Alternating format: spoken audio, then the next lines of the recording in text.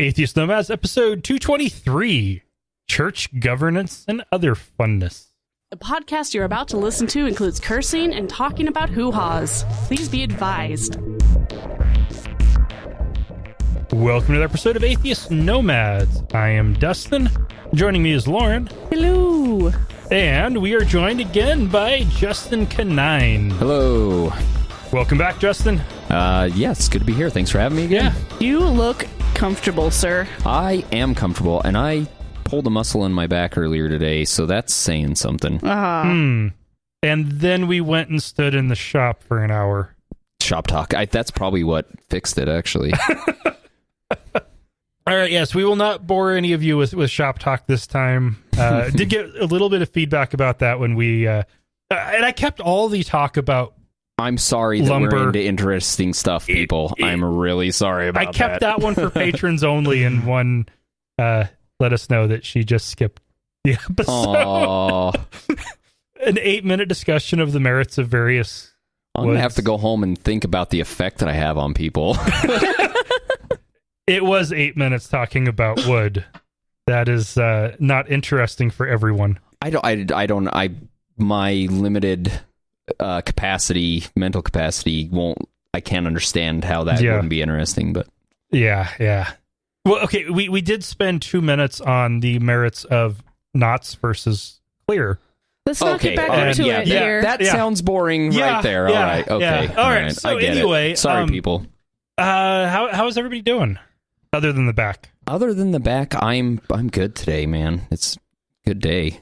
I am 35 weeks and feeling it. You look amazing, by the way. Thank you. You're welcome. My big old basketball belly. Oh, there's nothing cooler than a pregnant woman. I don't know what it is. It's just like I think awesome. it's the goddess myth. It's just people are like naturally drawn to revering women who are pregnant. I think there's some like just natural draw to that. it. I'm awesome. So No, I finally realized, I knew it was there, but late last week, I finally realized how much the stress has been getting to me. It turns out it's been coming from every direction. Making changes to the show was stressful. The changes at work, such as the fact that we all got fired Saturday and hired on by the new employer Sunday. Oh, man. The new insurance starting, the change in ownership. I've been working on developing all the new systems that we need to replace the systems we were doing, because when you're going from being managed by a company that does almost exclusively outreach laboratory work to you're the ones doing outreach laboratory work for a inpatient environment. Inpatient and outreach are totally different things. It's handled totally different. You need very different systems. And I've been working on building all those systems. Fun. It has been fun. It has also been incredibly stressful. I can imagine. Yeah. And add the pregnancy into the mix. And I'm counting down the days that I officially qualify for short-term disability. I worked my one shift. Oh, yay, good. So all I need is a note from my doctor saying that I'm compromised enough that I can't go into work. And I will start short-term disability probably next week. Oh, good. And then when you actually have the baby, you qualify for it again. Mm-hmm. So then that will be another 5 weeks. Was that part of the ACA? No. Or has that always been a thing that you could qualify for short-term disability with? Just the hospital's particular that short-term disability. Fantastic. That's great. Good. Yeah, considering that we got screwed out of his whole paternity leave. At least this way we can make a little extra money throughout the next month or two. And I'm putting in my leave request now since we're down to 5 weeks. I need to get that in, which means I need to get my manager to sign it, who is the director. He can be hard to actually pin down long enough to sign something. So we'll see how long that takes. Good old signature on the back. You just put the paper there, give him a pen. Yeah. So that'll be fun. Do you know the sex of the baby? It's a girl. Yay! Do you have a name? Kylie. Oh, wonderful. Middle name? Jane. Beautiful. That's awesome. Yep. Congrats, by the way. Baby shower is this weekend. Yes, I have not RSVP'd. Awesome. What day is it? Saturday. Okay. In the afternoon. It's going to be fun. One thing that helps with my stress a lot what was amazing was just acknowledging it, recognizing that it's there, and then going out in the shop this weekend. What I have built is simple. It is almost finished, but I am proud of it. It is just a little stand to raise up the bassinet to bed height. You should be proud. I was impressed. Yeah, this is a floor bassinet that my sister gave me. So it's meant to lay on the bed or on the floor. And to be able to fold up and travel. Yeah, so really super handy, but we need someplace to put it just for those first few weeks next to the bed. 6 months. No. She's not sleeping in that bassinet for 6 months. Babies are supposed to be in the same room as the parents for 6 months. She's going to be, well, I guess so. And no covers for 6 months. Right, I know that. At 6 months, I want her in the other room with the crib. Yeah, it's interesting that I have sanded this thing more than anything else I have ever built.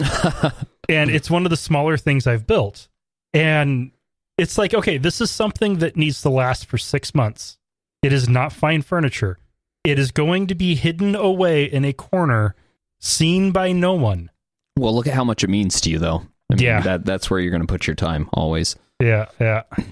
So, and honestly, you did a fantastic job. So thank you. You should definitely be proud. And Justin is somebody who makes fine furniture, so yeah, and it's solid. So it's something that I would say, I made that. Nice. That's very sweet of you. It's the truth. I mean, it's hard to. There's a line with woodworking that once you cross, it's just fancy at that point. But quality, there's a certain level of quality that you can't beat, and for what that thing is, it's awesome. You're on a good track with your woodworking. Thank you.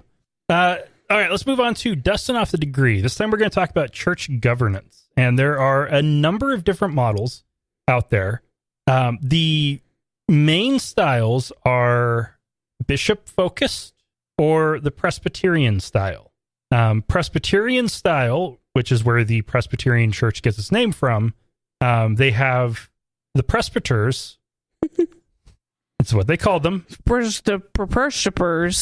Presbyters, who are the council of elders. That's so much easier to say. It sounds so much cooler than presbyters. Do they go to Mordor? Was that the council of elders? Yeah, there we go.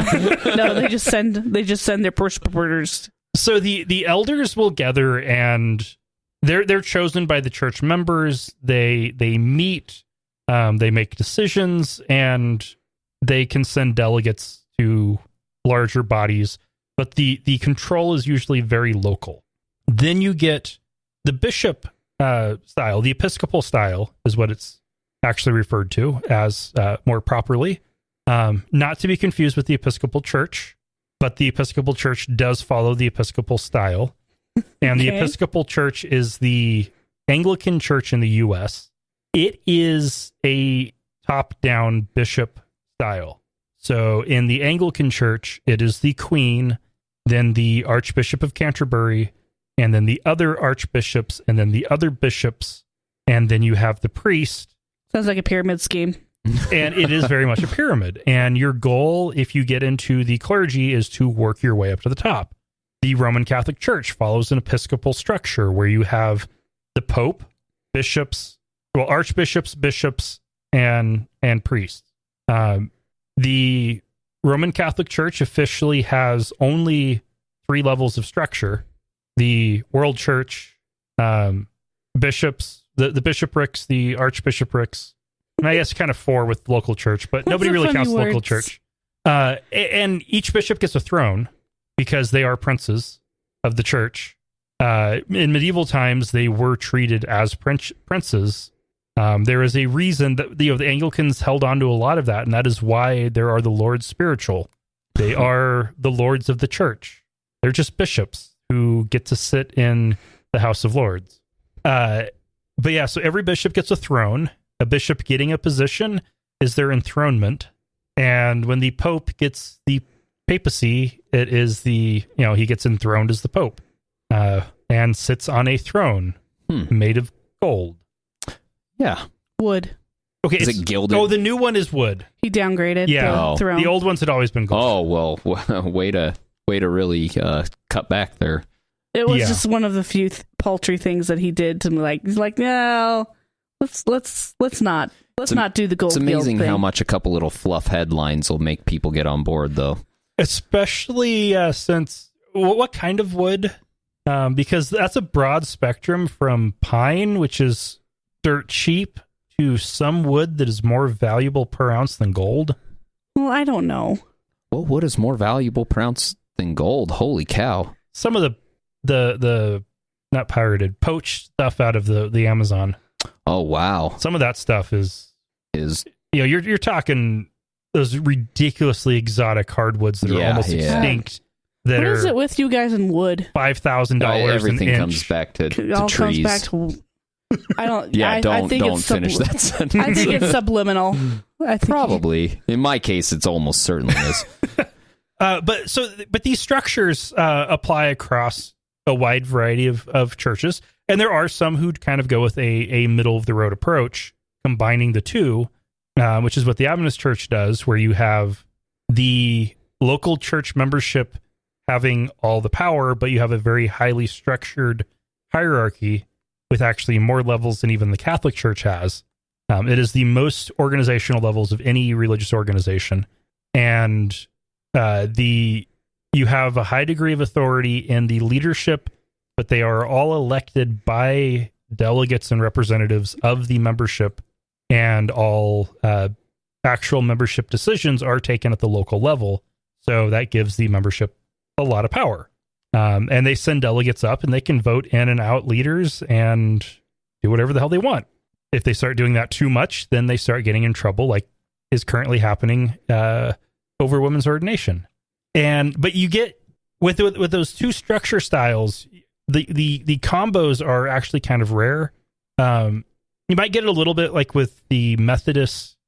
Southern Baptists are really interesting in that it is purely local church.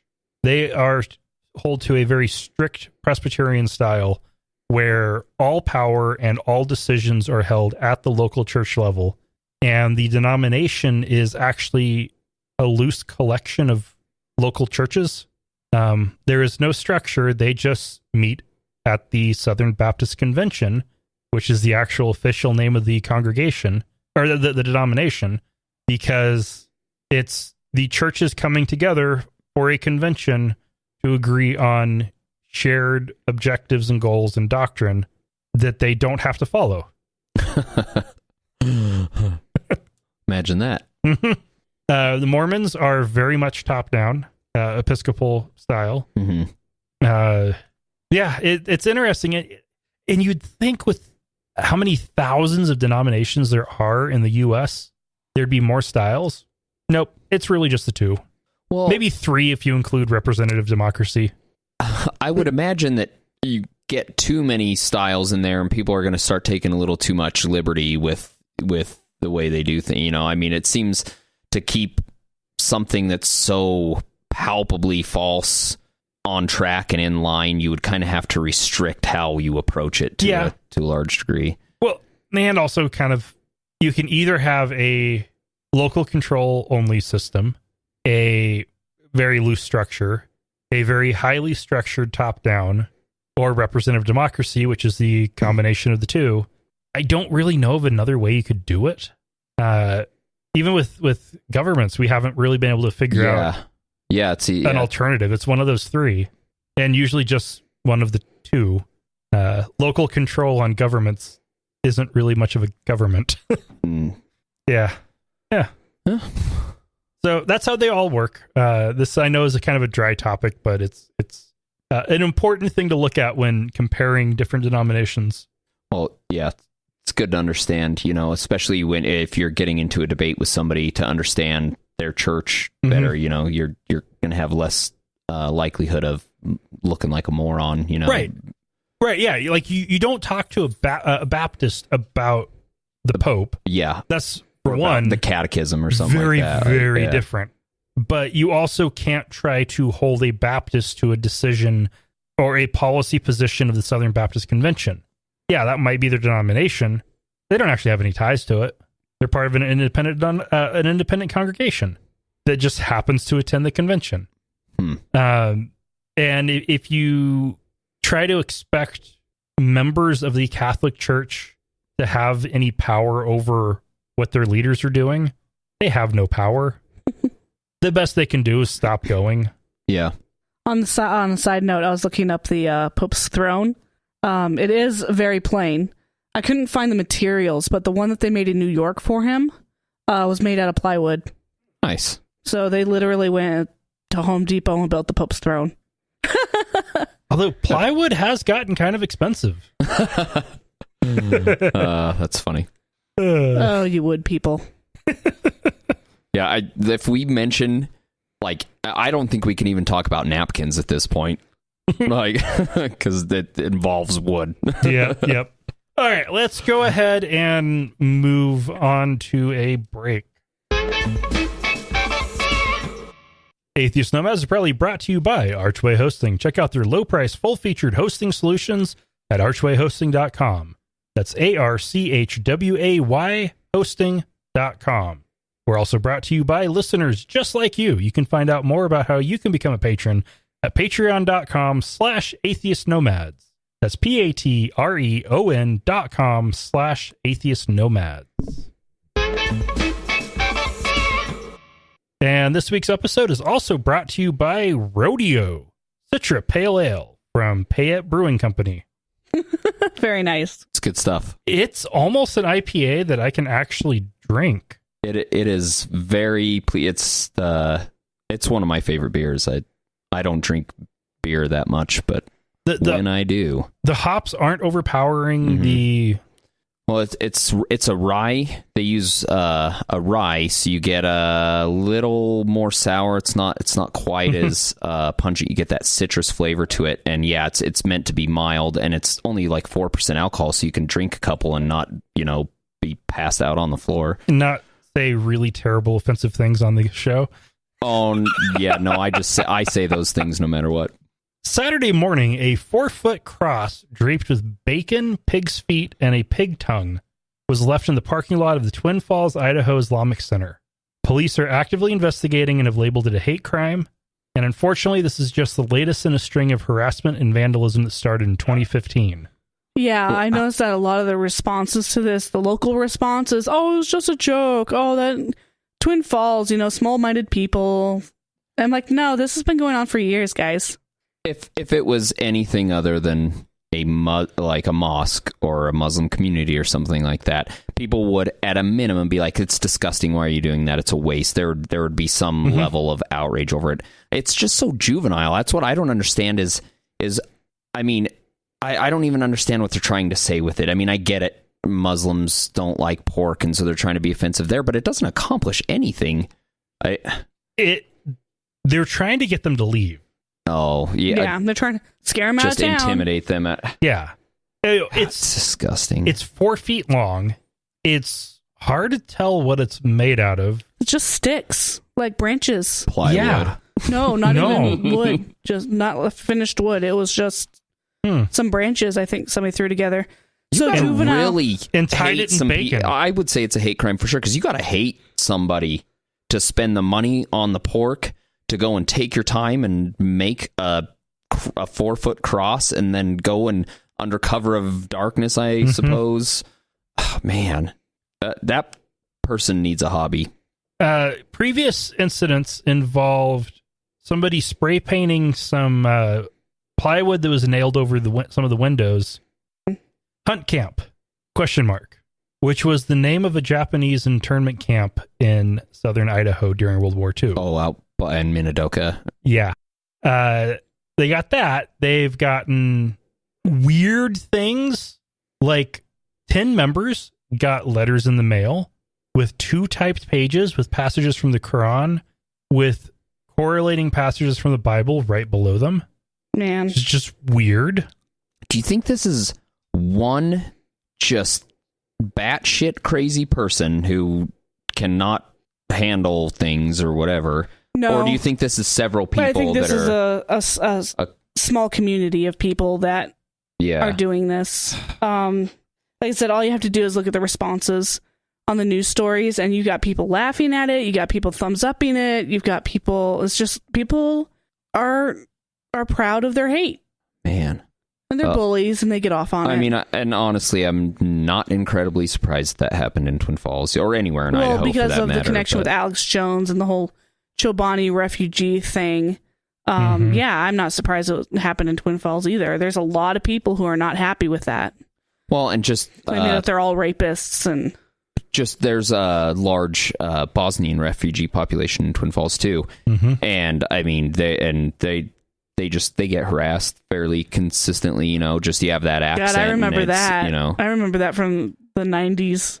The Sarajevo and Kosovo and all the refugees that we got during that time. And of course, I was a little kid, so I didn't notice any of this stuff. But with this newest wave, it's like it's pretty hard to ignore. Yeah, people are definitely. Well, just recently, so many things have been, you know, all these like what's the White Lives Matter rallies and all that, and you know, all the white supremacist rallies and stuff. I consider myself a fairly jaded person, you know, and I tend to be a pessimist, but I figured out that I was more of an optimist than I really thought I was. I did not think that we still lived in a country where you could march as openly as white supremacists and have people defend you. Yeah. No, I agree. I understand defending your constitutional right to protest peacefully or to gather peacefully or whatever, but people defend the ideas and try to insist that they're not racist. And I truly thought we were beyond that. I'm not as jaded as I thought I was. Yeah. And it's been a really disturbing. And everybody older than us looking down at us like, guys, no, this is how it's been the whole time. Yeah. Like, well, you've done a really good job of hiding it for the past 15 years. Yeah. Yeah. Yeah. Ugh. Found Bucky's ball. Yep. Do you want me to take Bucky home? Literally with me? couldn't. No. Oh, are you sure it's gonna be so much with the baby and 2 dogs? In April, Dr. Jumana Nagawala, then an emergency room doctor at Henry Ford Health System, was indicted on charges of performing female genital mutilation on 4 girls at a clinic in Livonia, Michigan. Prosecutors now think that as many as 100 girls over the course of 12 years have undergone the procedure at that clinic. Now, Jesus, a Michigan mom who is one of the 8 people who have been charged in her daughter's mutilation case at that clinic is now complaining about the ankle bracelet she's required to wear because it's uncomfortable, and she's had to explain to her kids why it keeps beeping. And the planned defense is religion, since they're part of the Dawoodi Bohra, a small Indian Muslim sect that believes that chopping off a girl's clit is a rite of passage. Man. Yeah, I mean, don't make the ladies ankle chafe, people. Come on, we're not animals here. Oh, yeah, that's such bullshit. Holy cow. It's like, you're lucky you're not wearing something around your freaking neck. She's upset about how uncomfortable it is to have something around her ankle when she chopped off her daughter's genitalia. Yeah, she doesn't think she did anything wrong. It's just like, it would be like the average white American circumcision for boys. Most of them just take it at face value. And it should also be illegal. It should also be illegal. Plus, it's not nearly as scarring and painful and debilitating as female genital mutilation. But they just don't think it. Well, there's a whole world of people out there who's willing to turn around and say, nope, that's not normal and you shouldn't do that. I just can't imagine what it would be like to go through life as a woman having had that happen to you as a child. I mean, there's just got to be so many things that affects it in your life, you know, relationships and your just self-esteem. Bodily functions. And like the scar tissue often causes lifelong pain. Yeah, it's messed up. That's horrible. Yeah. Now, the article didn't go into specifics, and this isn't one where I actually want to dig into the details of how far they go with it, because it's a broad spectrum from what could be considered female circumcision all the way to literally there are 4 stages cutting down to the bone. Yeah, so depending on which one it is, the DSM actually has them listed out as at 4 stages. And stage 1 is, it still sucks. Yeah. Doesn't matter. Stage 4 is criminal, and you're a disgusting human being. And it's a form of control. It's always been a form of control. So why are they still doing it? And it's obviously way worse with women. But we have got to get to the point where we stop thinking of children as property. Yeah. Like children need to be as protected as a dog would be. You know, like you'll stand more of a chance of getting in trouble for being cruel to your animal than because there's a lot of people who could care less about the dogs. Yeah. But we're like, no, there are babies. There are things that you can't do to your animals that you can do to your kids, and I think it's ridiculous. And I can't remember I think it's Louis C.K. that points out like it's not acceptable to hit another person unless they're your child, the person who needs your protection the most. Those are the only people it's legal to physically strike. And I think we look at children as a parent's possession, and I really don't think it should be that way. I think we as a society have a responsibility to those children as much as their parents do. Oh my, yeah. Yeah, because you can let your kids die if you're religious for, not getting medical attention. Yeah. Oh, man. But this is I'm going to go drown myself in my bathtub tonight. Jeez. Well, what's interesting with this one is this was all happening in Detroit suburbs. Right? Freaking Livonia? Yeah. This is the area that Alex Jones claims has Sharia law. Like Dearborn area, right? Dearborn is one of the suburbs in this part of the area around Detroit. There is a very large Muslim population there. It's enough that, like in Dearborn, Michigan, at the high school, or at least some of the high schools, the vast majority of the kids there are all Muslim Arabs. There's neighborhoods where it's more Somali. You especially get that in Minnesota, where with those 4 kids that were with this final event that got the doctor charged, started all the charges on this. 2 of them were from Michigan, 2 were from Minnesota. You've got these large populations there where you get clusters of very specific cultural identification. In this case, the Dawoodi Bohra sect. That is a very specific group with a very specific set of beliefs. And just enough people of that group have moved that they've been able to create enough of a community that they can maintain some of these practices.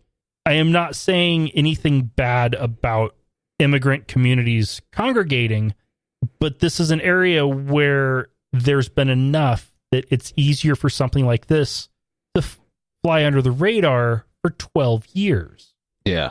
This was a doctor who, at least some of the time, was working at a major hospital system.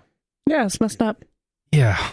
And the defense they're hoping for is it's just religion. And if they were in Idaho, they'd probably be fine. Yeah. They're going to claim RFRA, I am sure. Now, it's probably all going to be state charges. So it all depends on whether or not Michigan has their own form of RFRA. Hopefully they don't. That wouldn't stop them from trying to claim federal RFRA. Yeah. Since the original point of the federal RFRA law was to exempt Native Americans from drug possession charges for peyote. Well, we'll see if that also applies to getting to chop off parts of your children's genitalia.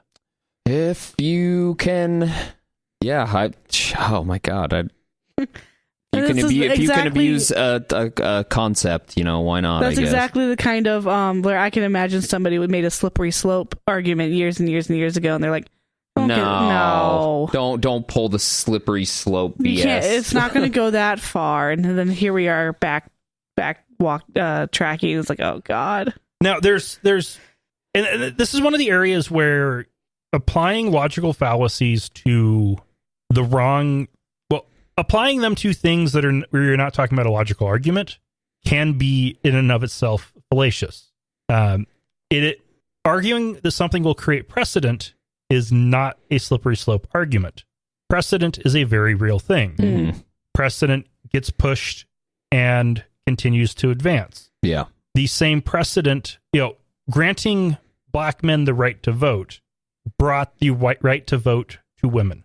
And you could even argue that allowing non-land-owning white men the right to vote brought about black men and then women the right to vote. Efforts for women's rights directly brought gay rights. Yeah. Efforts for civil rights for ethnic minorities directly help bring gay rights. Yeah. The Civil Rights Act has been applied in areas that it wasn't intended to as written. The 14th Amendment has definitely been applied far beyond where it was intended. Mm-hmm. Precedent. And if you can argue that something else fits, yeah, it's precedent. Yeah. Now, there are cases where that is complete and utter bullshit, like a ruling saying that two consenting adult human beings of the same sex should be able to get married will lead to humans being able to marry dogs. Yeah. That is a totally different category. And even the argument that it will lead to polygamy becoming legal is also a false assumption of where precedent would go, because that is a ridiculously more complicated thing. Yeah. What you do with property when it's two people and one dies or they split up, that's simple. Yeah. What if it's one partner out of three leaving? That's a really complicated situation. Yeah. So that's a totally different issue. And yeah, precedent, it is a thing. But keeping with not bad precedent, but crazy religious parents, a Pennsylvania mom has been sentenced to 2.5 to 5 years in prison after pleading guilty to aggravated assault, strangulation, endangering the welfare of a child, and terroristic threats, all because her daughter failed to properly recite Bible verses. Holy cow. I'm assuming that she has, if not a documented history, she has a history of mental illness of some sort. She'd been drunk for 3 days at the time of the incident.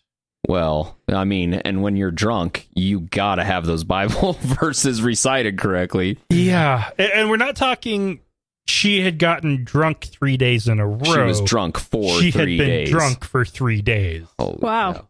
And yeah, after she beat the shit out of her daughter, she finally threw the kid out, who then ran to a nearby fast food restaurant and called the police. How old was the child? That was not in the article. Man, good thing that the child had the wherewithal to do something about it. Yeah. Yeah, teaching kids to recognize abuse and that it's okay to call even the people that you love on it. That's a good thing. Yeah, absolutely. Well, at the point that you fear for your life, you would hope anybody would know that it's okay to They won't, though. call. Yeah, true. Say that about every woman who stays in an abusive relationship. You warp it in your mind where you're not in danger, you're saving the other person, or they would never go that far, or I brought it on myself, I shouldn't have said or done that thing. Well, it's messed up. And speaking from experience, like when you're abused as a child and you get the mental abuse with it, like you are trained to believe that you deserve everything you're getting and that you're actually lucky that you're getting off that easy, and you get in this mindset where you deserve it. And so I think it's really important to have some message out there saying that abuse isn't a normal thing, that no matter what you do, you don't deserve to be physically accosted, Mm-hmm. All right. We have some feedback from Bart Everston at Editor B on Twitter, at Atheist Nomads. But have you considered the democratic rules of order? Nice alternative to Roberts. No. I don't want any rules of order. I want chaos. This is the single greatest bit of feedback we've ever gotten. It's, I haven't looked at it, and honestly, You're afraid to, aren't you? I am afraid to. I'm afraid of getting sucked into that rabbit hole. Robert's rules did me wonders in college. It has assisted me in my involvement with atheist groups here in the local area. But TV Corps is effectively defunct. I was going to say it also possibly contributed to the downfall of... I would say directly led to the downfall of a nice organization, too. So. Oh, it was defunct, and I got it back and then ran it into the ground. And yeah, I'm going to enjoy just being a parent and podcaster. So if I need rules of order again, I will definitely give the Democratic rules of order a look.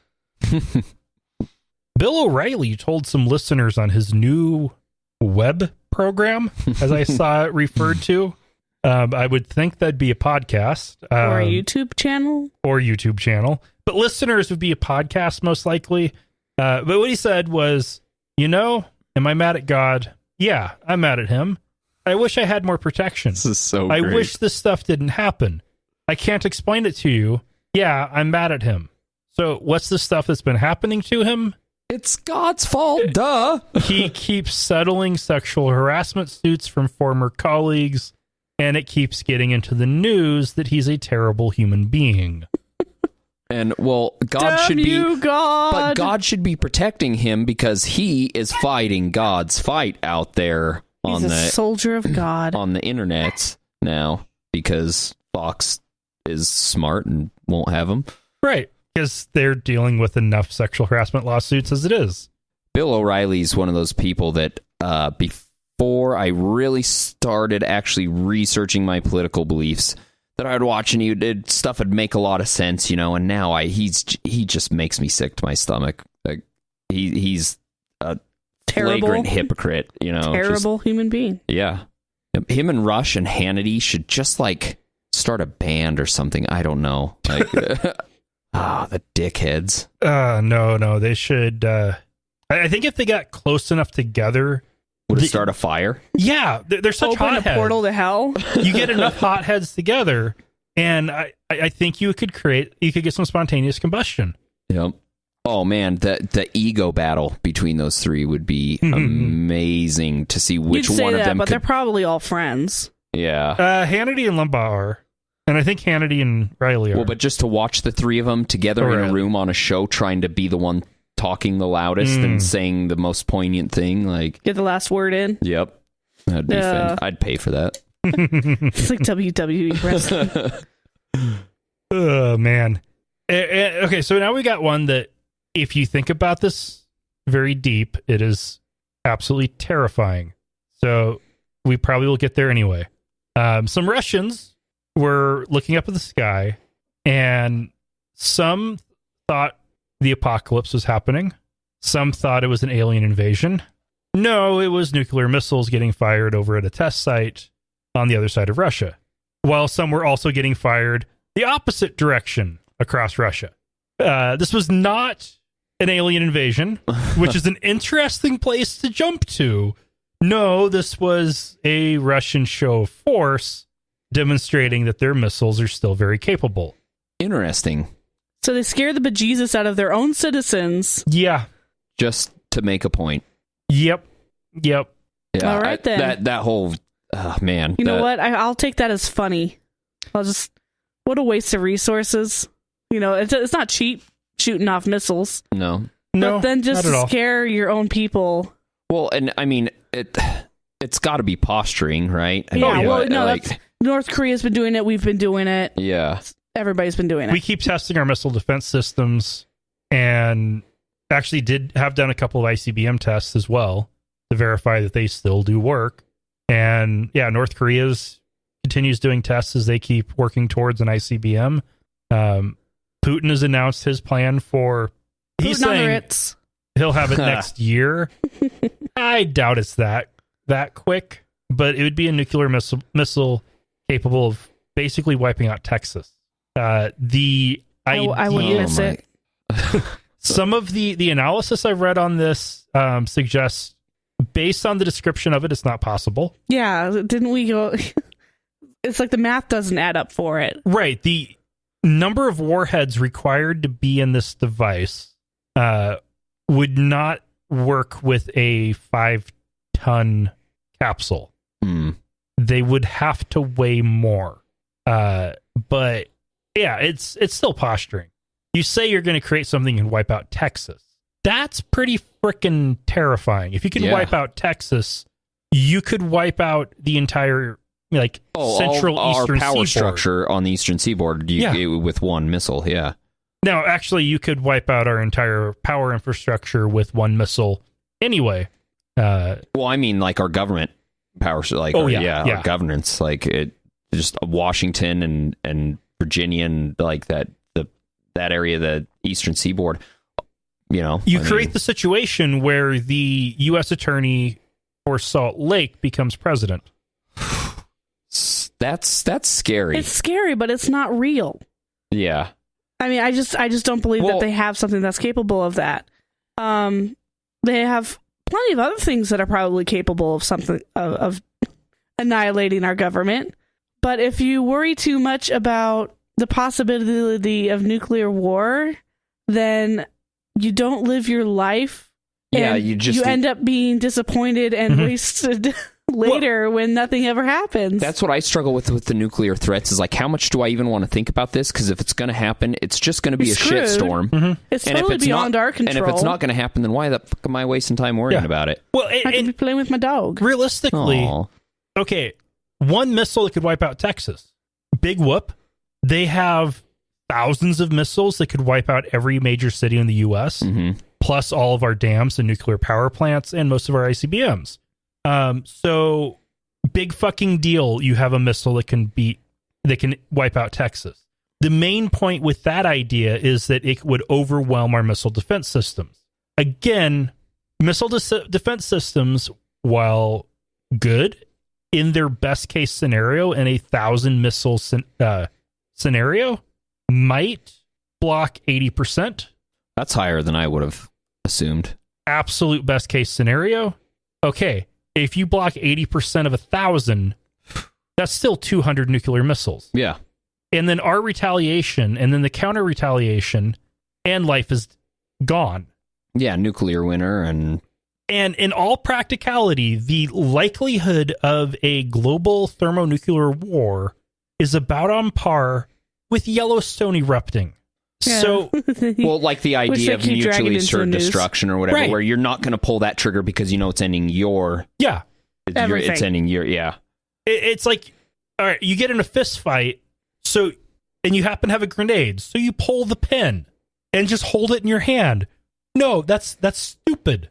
Yeah. You don't punch somebody with a grenade that you just pulled a pin out of, because you're going to die too. Yeah. That's it. That's exactly what's going on with this. It is absurd. It is ridiculous. And if it happens, we're all fucked. So there's nothing to worry about. Yeah. And there is realistically as high of a likelihood that we could all die because of a bunch of other different natural things that we have absolutely no control over. Yeah. In all practicality, those are actually all inevitable, that they will eventually happen. At least there's a possibility war, it may not. We can prevent. Yeah. No. Yeah, because the Caldera eventually is going to explode. I mean, I would say almost certainly eventually an extraterrestrial rock is going to smash into us and cause an extinction level event, stuff like, eventually the sun will expand to the point that it engulfs the earth. So, but yeah, you could stop nuclear war. You could do it, Dustin. I have faith. 1.5 million. Yeah. Oh man. I could totally imagine. That's a long song to get that far. I could totally imagine the scenario where the guy carrying the football, as it's called, the nuclear launch briefcase that follows Trump, is about to open it for Trump, and John Kelly tackles Trump. Or tackles the guy carrying the football, and she's like, no. What I think would be great, so he opens up the briefcase, there's no button, there's just a gun, and he shoots the president. Or he gives the case to Trump and he opens it up and it's just like a kid, like a baby toy or something to distract Trump. So he just forgets all about the codes. It makes noises. Or a mirror. That'd probably do the trick. Oh, so tomorrow's Halloween. You guys are dressing up as Trump and Melania, right? Oh, do you know what Trump's favorite thing to do is this time of year? Rape someone? Trick or tweet. I have to ask, were you on the toilet when you came up with that joke, or were you just in the bathroom? I was peeing. All right. Yeah. You're very proud of that joke. He's very proud of that joke. I like it. It made me giggle. I think it's my best joke of the year. My best non-situational joke. A joke of general appreciability. I'm going to stop talking about the joke because that makes it less funny. The ruling coalition in the Israeli Knesset may introduce a bill that would block non-Jews from serving in the legislative body. Of course, the Arab members of the Knesset are not happy about this. Yeah. I can understand that. That's like a call for civil war right there. Yeah, exclusion in the political realm is not a good idea on any front. I mean, maybe felons, but even then, I think that nobody should be completely disenfranchised from their government. But even with felons, you're not excluding people based on their birth. Yeah. There's an action that has led to, and right. Yeah, which is an incredibly complex topic in and of itself. Right. But just to have somebody because of their religion or their skin color or their nationality or whatever, that's ridiculous. And this is Israel, where 20% of the population is Arab. They are known as the Israeli Arabs by the outside world. Many of them consider themselves Palestinian. Others consider themselves Israeli Arabs. There are a number of them who serve on the Knesset. They're active, participants in the society that exists to remove them from having any active participation in that society. And it is complete and utter bullshit. They are acknowledging, the Arabs at least, that this would solidly prove that it is just straight up apartheid. Mm-hmm. It is. Whether they do this or not, what Israel is right now is an apartheid state. Yeah. Oh, yeah. They're the most, well, maybe not the most, but they are one of the most xenophobic nations. I mean, and I don't even know if xenophobic is the right word, but they're not afraid of foreigners. They're afraid of it's racist or national, at least nationalist. At least nationalist. Yeah. And you never hear about that. You hear a lot of people, especially conservatives, will shout about how, the Palestinian threats to wipe Israel off the face of the earth. You never hear about the way that Israel treats Arabs and Palestinians. And that's because if you do say something, you lose your job, you lose your place in society. Yeah. Who was that woman? It was a teacher who said something about boycotting Israel. She wouldn't back down from the statement, and they fired her. Just shut her up. It's like, dude, no, Americans have the right to express their ideas in regards to Israel, and you can't force them to all be pro-Israel. We had a bill in the U.S. Congress to make it a felony to talk about boycotting Israel. I mean, how twisted is that? It's insane, really. I mean, I hope I'm one of those parents that, yes, my kid is going to be awesome, but if my kid fucks up, I'm going to have to admit it. Yeah. It's okay. My kid was a jackass. Let's take care of it. Not this. No, you can't say anything bad. And Israel isn't our kid. We treat it like it is. Oh, yeah. We just give it its lunch money and then walk it to school. And why did we have to take them on after Britain backed off? Maybe to fucking have a presence in the region. That was just fucking evangelicals. Really? Just for pilgrimage sake, or they want have a tie to the motherland or whatever that would be called. They want the temple to be rebuilt. Oh God! The whole second coming thing. Oh my God! Like, come on, people! Like, just live a long life. Don't try what are to they bring expecting? Everybody knows the second coming is always more disappointing than the first. Oh man. Well, and like, what kind of mindset do you have to be in where you want the apocalypse to happen, where you want millions of people to die and cartoon supervillain and go and burn for eternity in hell because they weren't born in the right place? God, it's disgusting. Yeah. Yep. All right. for a interesting turn of events, the Saudi crown prince wants to lead the country into a more moderate position. So they're only going to chop off one hand when people steal now? I don't know if Saudi Arabia does that. They do, yes. No, that he's wanting to, like, allowing women to drive with a male guardian's permission during daylight hours was his doing. Okay. Their current look at making sexual harassment a crime is his doing. Very nice. Giving citizenship to a robot. I don't know that was him. Was it a cool robot? It's what's through us is a female robot. Oh, hey. Sophia. Hey, all right. Advancement. Supposedly, but not for the actual women. Supposedly, he doesn't want to wait to be king. Robots don't menstruate. He doesn't wait to be king to make these changes. He wants to start now, and he has a goal of modernizing Saudi Arabia, giving women more rights. Let's start, not more rights, giving women rights. Period. And making changes and removing the power of the Wahhabi clerics. Good. And also their support of terrorism. That's fantastic. What's his level of support like?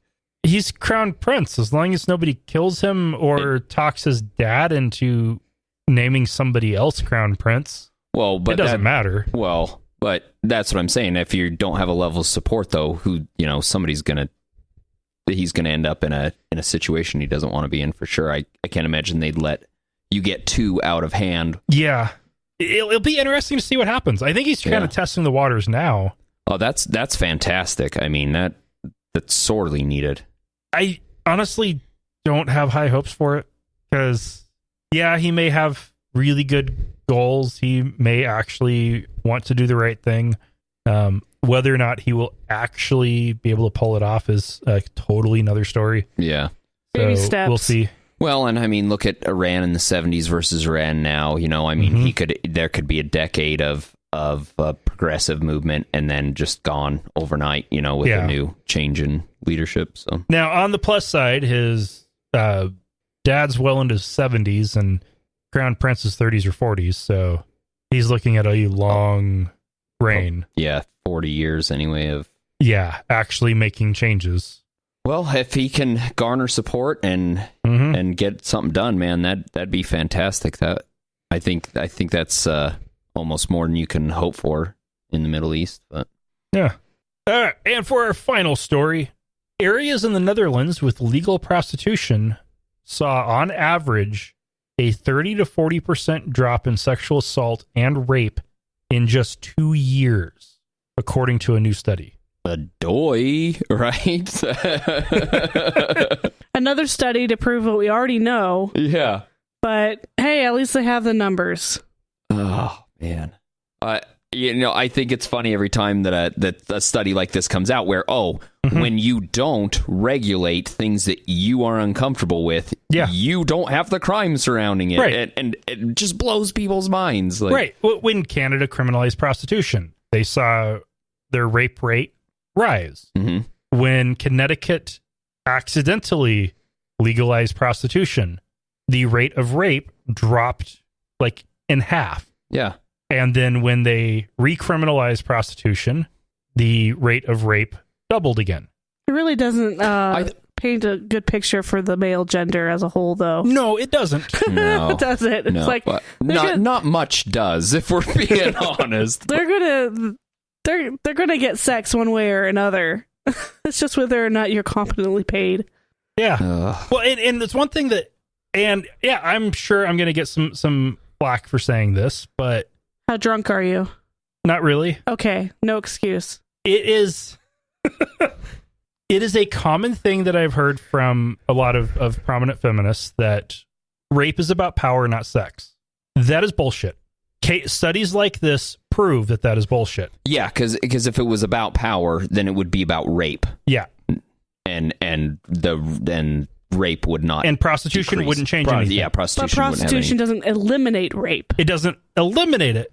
So there is still it's not some. bullshit. It's just not as much of saying that rape is about power, not sex, is bullshit. I think saying that some is about power, or that it's not just about sex, would be okay. But if you're saying that it is just about power only, just don't use absolutes. Yeah, the absolutes are not helpful or accurate. No, I certainly in specific cases, like rape is absolutely about power, but there's no way it's ubiquitous. I mean, and date rape, I think, is probably going to be less likely to be about power and more about sex. Yep. Like, and maybe, I don't mean it as an excuse, but intoxication and different things like that, like versus a guy that goes out and stalks a girl and rapes her. That just screams of power and control right there. It's not all that likely that you could, if you're somebody who is going to track a woman down into an alley and corner her and violently rape her, that anything would help with that. Yeah. There is something pathologically wrong. Yeah. There are a lot of other guys who I think it is a horrible case of desperation gone way too wrong. You look at access to child pornography and molestation. Mm-hmm. Increased access to child pornography decreases the rate of offense. Really? Yeah. Huh. If you have an outlet available, people are less likely to act out. It's just off the top of my head, just thinking about it initially, seems like it would be the other way around. That if you exercise that urge, that you would be more likely to want to act out on it physically in real life and not just in your fantasy world. And that's the common thought on it. But the evidence is contrary, huh? Well, and it makes perfect sense. Sex, like on Maslow's hierarchy of needs, which of course has its own issues, sex is at the base level of need. Mm-hmm. Right there with food, shelter, water. Giving somebody who is severely dehydrated water is not going to increase their thirst. Yes, they might drink more water, but that is because they're thirsty. Yeah. If they have a way of satisfying their dehydration, they're not likely to drink the poison water. Yeah. Or steal your water and drink it. Right. But if you're about to die of thirst, you're going to steal somebody else's water. So maybe with like pedophiles, the compassion issue comes in where like looking at child pornography doesn't damage, they're not damaging that child specifically. Like they're not going out and harming a child. So it's like a happy medium for them. Now, this is specifically true when you're talking about child pornography that isn't actually involve any live or dead, I guess. Child pornography? Oh, that's gross. But it doesn't involve an actual person in its production. Okay. So, manga stuff, anime hentai stuff. Yeah. Actually, the studies into it don't distinguish that. Well, they need to. Yeah. Well, that's a good study. There's the argument I've heard on it is you leave the production of child pornography criminal, but you decriminalize the consumption of it because the production is harmful. That is where the harm to a child. is. Yeah. And if the consumption can decrease harm, it can reduce harm. But as a culture, we are terrible at anything harm reduction related. Mm-hmm. We want harm elimination. Well, I read an article on Facebook the other day about child sex dolls and whether or not they should be legal, and it's one of those issues where where people see this, they see a child sex doll and instantly are disgusted. I mean, because having sex with a child is disgusting. Yeah. And so so they can't see past that, but would it be effective at stopping children from being harmed, as a therapy you almost couldn't get somebody to consider that because the initial thought of a child being raped is so abhorrent. When what we need to think about is if you get a 10% reduction in offense and no increase in offense, you're just reducing it. That's a win. Yeah. Even if it's not it's perfect, still a win. It's still a win. If it's only 10%, that's a huge win. 10% fewer children who are being raped. Yeah. How do you argue against that? And with legal prostitution, if you're getting a 30 to 40% drop in sexual assault and rape, even if it is just a case of guys who are desperate find an alternative to doing something they know they'll regret. If that's 20%, and 20% are guys who are so inept, they don't know what they're doing at all, and stumble their way into terrible things, which that happens a lot more than any of us want to admit or acknowledge. There's 30 or 40% drop right there. Yeah. And if you can drop that by creating a legal, safe, consensual alternative, that seems like a win. Yeah. I mean, the whole thing is just the whole idea of even having to think about it is so emotionally driven. It's hard to even process it logically, you know, because like, you think about your kid being harmed when you think about this, and you want to murder instantly, you know. I mean, I'm not a violent person, but if somebody were harming my child like that, I don't know. No, in the most recent example, I was taking it back to adult prostitution, not. Oh yeah. Sorry, take it off pedophilia. Yeah. And I mean, either way, I mean, thinking about like your wife being accosted, you know. I mean, it's so the emotions there just makes it hard to process any of it logically, you know. For me, anyway. Like, and that's normal. It's the people who aren't normal that are still stuck in a situation, but are demonized anyway. Even if it is maybe possibly beyond their control. It's the lack of empathy for those people that is, I don't know. I've always, I wouldn't say I had to have a soft spot for pedophiles, but I've always kind of seen them as the misunderstood creature. Well, that from everything that I understand about them, I think that pedophilia is a lot like homosexuality, where it's not a choice. I don't think that pedophiles choose to be sexually attracted to children. Is the church stuff. Oh yeah, Lord, I think where it's an opportunistic. It is a predatory, opportunistic thing. Yeah, but I mean, like dyed-in-the-wool pedophiles who are only who have no sexual attraction to adult women. I mean, they've been studied by psychiatrists for years and years and years, and still people have no empathy. Yeah. Well, and what's even worse is if you have pedophilia, if we look at it more as a disorder than an adjective, a person with pedophilia as opposed to a pedophile. Okay. A pedophile is somebody who is acted. Somebody with pedophilia is somebody who has that attraction. Yeah. If you take somebody with pedophilia who is struggling with it and trying not to act, and they have kids that live 2 doors down, and go to a psychiatrist and try to get help, that psychiatrist has to report because those kids are at risk. Yeah. So now you've created a situation where somebody is going to be reluctant to get help and be more likely to act out eventually, because I think anybody who's dealt with mental illness knows that when you don't treat it, it builds and it builds and it builds, and then you have an episode. Yep. And man, deep stuff. This is the go home and cry myself to sleep episode, guys. Sorry. This last one, I was wanting to be positive. Yeah, what happened to the good and funny pieces that you mentioned? The one of the funny ones. Your joke was good. I cut because when I actually looked at it, it was infuriating. When I looked a little deeper. And this one I thought was going to be a nice, good story, and then we went not so good. So back to the good. 6 regions in the Netherlands legalized prostitution. Woo! Good. And saw a 30 to 40% drop in rape. Good. That is huge. I really wish that we could do like a program where we take all of our congressmen and senators and our state legislators and all the judiciary people and send them to Europe and force them to look at statistics. Yeah. And come back here and see if they just can't fix one or two things, you know? Like a conference. Okay, everybody, grab your buddy. Well, like, they'd have to hand out crowns to all of our senators and congressmen to have write down stuff. But it just goes to show that these issues that are bad, yes, straight up, just straight bad.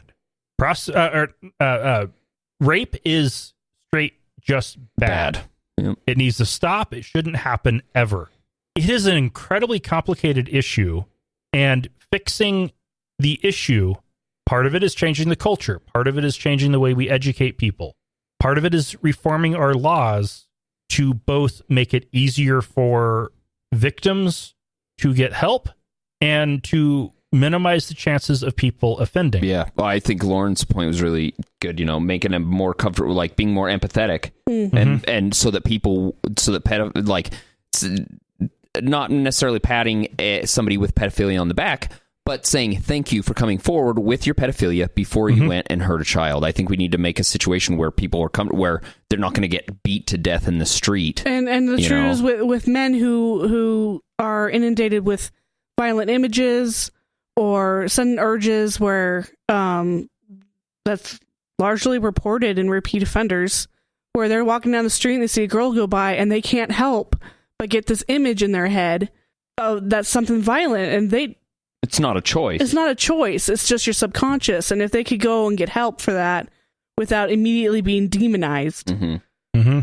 Or there are sociopaths, there are psychopaths, there are people out there that you can't cure them. They need to be separated from society for their own health as well as for everybody else's. I'm not saying that, it's 100% cure. I'm just saying, yeah. Well, and we need to foster an environment where people feel comfortable to come forward if they're psychopaths and have any tiny bit of empathy or what, so that we can separate people too. I don't know. It's a very large, multifaceted issue where there's a spectrum of issues that need to be dealt with. They're all part of the problem, and they all need to be dealt with. Yeah, we can take them on one at a time and see progress. Then there's also the concern that you have some progress, so everybody pats themselves on the back and stops doing anything. Yeah. And if we can which is what I think that happened in the 60s and 70s. Yeah. Good job, 80s. Let's sell out. Right. Oh, and we're back. Yeah, like the attention span of most people nowadays isn't longer than a week. So. And it turns out the easiest one to fix is the desperate guy who picks up the woman who is too drunk to consent at the bar. Yeah. That is the easiest one to solve. And if all you have to do to solve it is allow people to pay for sex and allow people to charge for sex consensually and on both sides, honestly, I don't think prostitution should be illegal. You really shouldn't be able to tell. I have to say I don't exactly admire the profession. At the same time, it really empowers some women to be able to provide a service and to get by on their own. I don't admire prostitution by any means, and I think it's also a situation in which you are probably going to be more likely to be manipulated as a woman and put in a situation to be in harm. But making it legal would reduce that. And also, you really shouldn't be able to tell a woman that she can't have sex for money. I just don't. I don't think you should be able to tell a man that if a woman wants to sell her sex for money to him, that he shouldn't be able to do it. It's just one of those things I just don't think the government should be involved in. This study also looked at the safety taxes, for prostitutes. And in these areas in the Netherlands where it's legal and regulated, the rate of women getting forced into it went down. The rate of women getting assaulted on the job went down. And their need for pimps to protect them disappeared. Yeah. Well, I think the prohibition of alcohol is a great example of what happens when you prohibit something that people are just gonna do anyway. And we haven't learned. Yep. Nope. Not even close. God, no. I don't think we even noticed, honestly. All right. So hopefully that was a good, interesting covering of that topic and all of the rest of it. Justin, thank you very much for joining us. Thank you for having me, and I apologize if I was boring people out there with the wood just talk. When you're talking wood. I know, right? And stroking your wood egos. Lauren, thank you for powering through. Nice choice of words. Tired. And for our listeners, as a little heads up, we already have 3 episodes covered for the upcoming parental leave from the show when the baby is born. So we are stocking up episodes so that you won't have to miss out while we're bonding with our baby. Yeah, Yay. You'll be entertained by miscellaneous interviews. Yep. Jerk's going to keep me from a podcast hour every week. Yep. Not if Dustin has anything to say about it. And all that remains is to remind you that not all those who wander are lost.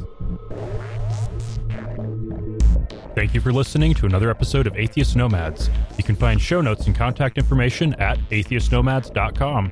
Follow us on Twitter at Atheist Nomads, and like us on Facebook at facebook.com/Atheist Nomads.